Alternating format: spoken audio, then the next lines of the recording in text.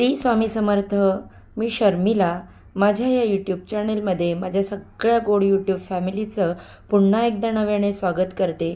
तुमच्या मनातील सगळ्या चांगल्या इच्छा स्वामी महाराज पूर्ण करोत हीच स्वामी महाराजांच्या चरणी प्रार्थना करते आणि आपल्या याच्या नवीन व्हिडिओला सुरुवात करते. 10 जुलै म्हणजेच गुरुवारी आहे गुरुपौर्णिमा. जी पौर्णिमा आषाढ महिन्यामध्ये येते त्या पौर्णिमेला गुरुपौर्णिमा असे म्हटले जाते.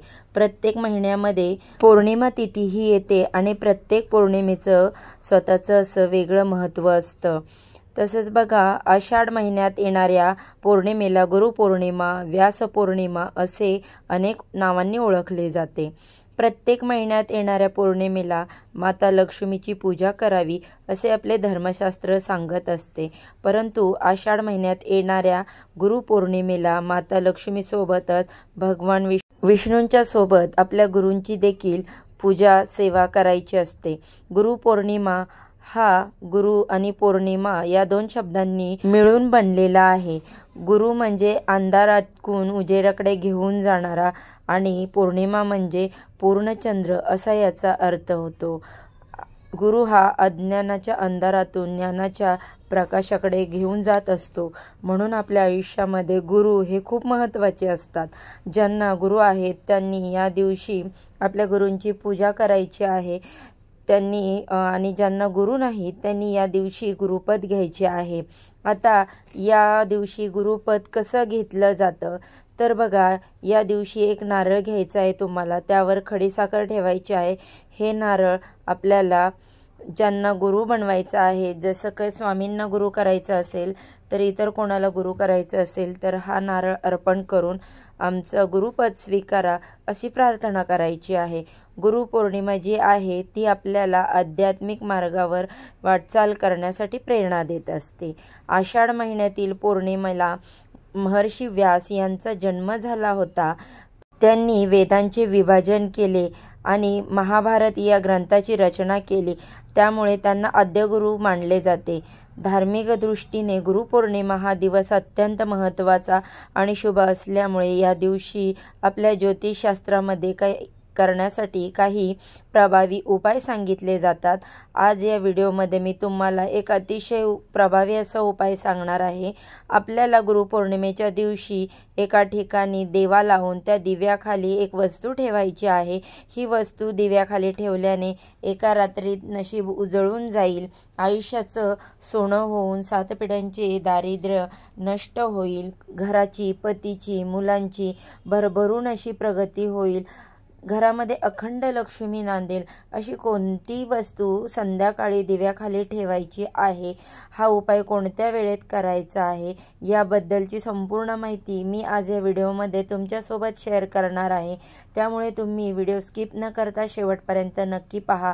चॅनलवरती पहिल्यांदा नवीन आला असाल तर व्हिडिओला लाईक करा, चॅनलला सबस्क्राईब करा आणि असेच माहितीपूर्ण व्हिडिओ पाहण्यासाठी बेल आयकॉन देखील प्रेस करा, ज्यामुळे मी जेव्हा पण माझ्या चॅनेलवरती नवीन व्हिडिओ अपलोड करेल त्याचे नोटिफिकेशन अगदी सहजपणे तुमच्यापर्यंत पोचेल आणि तुम्ही एक पण व्हिडिओ मिस करणार नाही. आज या व्हिडिओमध्ये मी तुम्हाला जो उपाय सांगणार आहे तर तो हा उपाय गुरुपौर्णिमेला संध्याकाळी करायचा आहे. संध्याकाळी 6 वाजल्यापासून 9:30 वाजेपर्यंत हा उपाय आपल्याला करायचा आहे. कारण यावेळी आपण देवघरामध्ये दिवा लावत असतो आणि ही लक्ष्मी घरामध्ये येण्याची वेळ असते. तिन्ही सांजेची वेळ असते. या वेळेला सकारात्मक लहरी या खूप जास्त प्रमाणामध्ये सक्रिय असतात आणि या वेळेत आपण हा उपाय केला तर या उपायाचा आपल्याला खूप पटकन फळ प्राप्त होत असते. ज्या घरामध्ये गुरुपौर्णिमेला हा एक उपाय केला जाईल त्या घरामध्ये माता लक्ष्मी अखंड वास करेल. आता आपल्या सर्वांनाच माहीत आहे की आपण दर पौर्णिमेला माता लक्ष्मीची पूजा करत असतो. त्यामुळे धनप्राप्तीसाठी आणि लक्ष्मी प्राप्तीसाठी गुरुपौर्णिमेच्या दिवशी पूजा केल्याने हा दिवस अत्यंत शुभ मानला जातो आणि त्याचं शुभफळ देखील मिळतं. तर बघा, तुमच्या आयुष्यामध्ये तुम्हाला सारखं आर्थिक अडचणींना सामोरे जावं लागत असेल, काहीतरी आर्थिक अडचणी येत असतील किंवा तुमच्या घराची भरभराटी होत नसेल, घरामध्ये पैसा टिकत नसेल, एखादा उद्योग व्यवसाय आहे त्याच्यामध्ये अडचण येत असेल, म्हणजेच व्यवसाय चालत नसेल, घरामध्ये हवा तसा पैसा येत नसेल किंवा घरामध्ये पैसा आला तर तो काही ना काही कारणाने घरातून निघून जातो, म्हणजेच आपल्या घरामध्ये पैसा टिकत नाही, तर या सर्व कारणामुळे समजते की माता लक्ष्मी आपल्या घरामध्ये स्थिर नाही. घरामध्ये लक्ष्मी नांदणे म्हणजे फक्त पैसाच असतो असे नाही, तर घरामध्ये एक प्रकारची सुख, शांती, समृद्धी असणं हा देखील मुद्दा खूप महत्त्वाचा आहे.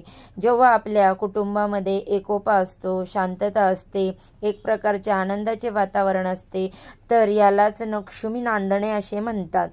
आपल्याला पैसा हवा आहे, परंतु सोबतच घरामध्ये लक्ष्मी स्थिर राहण्यासाठी, प्रसन्न राहण्यासाठी घरातील वातावरण हे अनुकूल असणं खूप महत्त्वाचं असतं. म्हणूनच गुरुपौर्णिमेला काही उपाय जर केले तर ते वाया जात नाहीत. गुरुपौर्णिमेचं महत्त्व हे खूप जास्त आहे. आपल्या पूर्ण प्रगतीवर या गोष्टी खूप परिणाम करतात. त्यामुळे बघा, आपल्याला हा उपाय जो आहे तो गुरुपौर्णिमेला संध्याकाळी करायचा आहे. हा उपाय करण्यापूर्वी तुम्हाला सर्वप्रथम हातपाय स्वच्छ धुवायचे आहेत. यानंतर आपल्या देवघरासमोर बसायचं आणि आपल्या देवघरातील दिवा प्रज्वलित करायचा. आपल्या मुख्य प्रवेशद्वारावरती सुद्धा दिवा लावायचा. धूप दीप अगरबत्ती लावून वातावरण प्रसन्न करायचं आणि यानंतर आपल्याला हा उपाय करायचा आहे. उपाय करण्यासाठी तुम्हाला एक मातीची पणती घ्यायची आहे किंवा इतर कोणत्याही धातूचा दिवा घेऊ शकता. या दिव्यामध्ये आपल्याला दुहेरी कापसाची वात करून घालायची आहे आणि शुद्ध गाईचं तूप घालायचं आहे. जर तुमच्याकडे तूप नसेल तर तेल घातलं तरी सुद्धा चालेल. यानंतर तुम्हाला थोडीशी हळद घ्यायची, हळदीची पेस्ट बनवायची, एक प्लेट घ्यायची. त्या प्लेटमध्ये ज्या प्रकारे आपण हळदीचं लेपन करतो तसंच त्या हळदीने त्या प्लेटमध्ये लेप द्यायचा आहे. म्हणजे ती हळदीची पेस्ट त्या प्लेटला लावून घ्यायची, पसरवून घ्यायची आहे. यानंतर कुंकवाचा गंध तयार करून हळदीच्या लेपावरती एक स्वस्तिक काढायचं आहे. स्वस्तिक मधले 4 बिंदू आणि बाजूच्या 2 लाईनी आवर्जून द्यायच्या आहेत. यानंतर आपल्याला या स्वस्तिकला हळद कुंकू लावायचं आहे, अक्षता अर्पण करायच्या आहेत आणि त्यावरती आपल्याला हा जो दिवा आहे तो ठेवायचा आहे आणि हा दिवा आपल्याला देवघरामध्ये प्रज्वलित करायचा आहे. दिवा प्रज्वलित केल्यानंतर या दिव्याला हळदी कुंकू लावायचं आहे, अक्षता अर्पण करायचे आहे, एक फूल अर्पण करायचं आणि या दिव्यामध्ये तुम्हाला 2 अखंड फुलांच्या लवंगा आणि 2 अखंड तांदूळ टाकायचे आहेत. यानंतर या दिव्याला धूप दीप अगरबत्ती ओवाळून घ्यायची आहे आणि तिथेच तुमच्या देवघरामध्ये बसून तुम्हाला एक वेळा श्रीसुक्तमचं पठण करायचं आहे. श्रीसुक्तमचं पठण करून झाल्यानंतर तुम्हाला तो दिवा देवघरातून उचलायचा आणि तुमच्या घरामध्ये जी ईशान्य कोपरा आहे, ईशान्य दिशा आहे, तिथे हा दिवा लावायचा आहे. या दिव्याची वात ईशान्य दिशेकडे येईल तसा तुम्हाला ठेवायचा आहे. जेव्हा तुम्ही असा दिवा लावणार आहात तेव्हा ईशान्य दिशा जी आहे ती स्वच्छ पुसून काढायची आहे आणि नंतर हा दिवा तिथे ठेवायचा आहे. बघा, गुरुपौर्णिमेच्या दिवशी ईशान्य कोपऱ्यामध्ये दिवा लावायला खूप महत्त्व दिलं जातं. आता बऱ्याच जणांना माहीत नाही की ईशान्य दिशा म्हणजे नक्की कोणती दिशा. पूर्व आणि उत्तर मधोमध जी दिशा असते ती ईशान्य दिशा असते. ही दिशा अत्यंत शुभ मानली जाते. वास्तुशास्त्रानुसार देवी देवता या दिशेला वास करत असतात आणि जर आपण हा दिवा ईशान्य दिशेला लावला तर आपल्या कुंडलीतील गुरुग्रह मजबूत होतो आणि यामुळे आपल्याला प्रत्येक कामामध्ये यश मिळत असतं.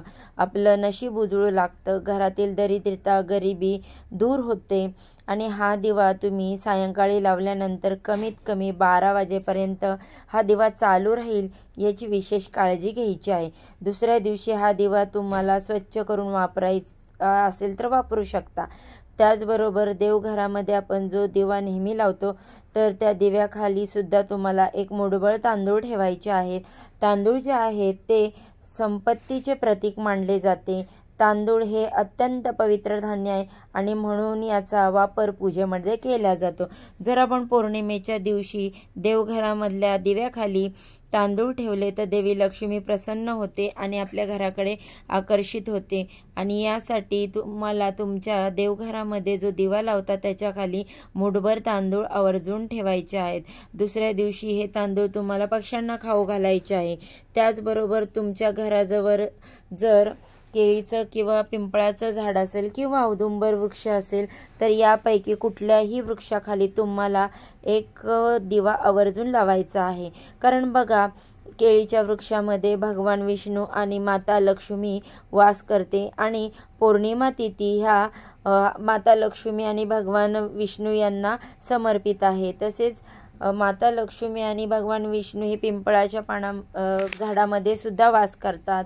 तसेच औदुंबर वृक्षामध्ये आपले साक्षात गुरु म्हणजे दत्तगुरु वास करत असतात आणि म्हणूनच इथे जर आपण दिवा लावला तर आपल्या गुरूंचा आपल्याला भरभरून आशीर्वाद प्राप्त होतो। तसेच जर केळीच्या वृक्षापाशी पिंपळ वृक्षापाशी जर दिवा लावला तर लक्ष्मी प्राप्तीचा आशीर्वाद आपल्याला प्राप्त होतो। अशा प्रकारे छोटे छोटे उपाय तुम्हाला गुरुपौर्णिमेच्या दिवशी संध्याकाळी करायचे आहेत। व्हिडिओ जर तुम्हाला आवडला असेल, व्हिडिओमध्ये सांगितलेली माहिती थोडी जरी हेल्पफुल वाटली असेल तर ते तुमच्या मित्रमंडळींसोबत शेअर करा, म्हणजे त्यांना देखील या माहितीचा उपयोग होईल। चला तर मग आजच्या व्हिडिओचा इथेच एंड करते। उद्या अशाच छानशा व्हिडिओसोबत पुन्हा नव्याने भेटूया। सर्वांना श्री स्वामी समर्थ।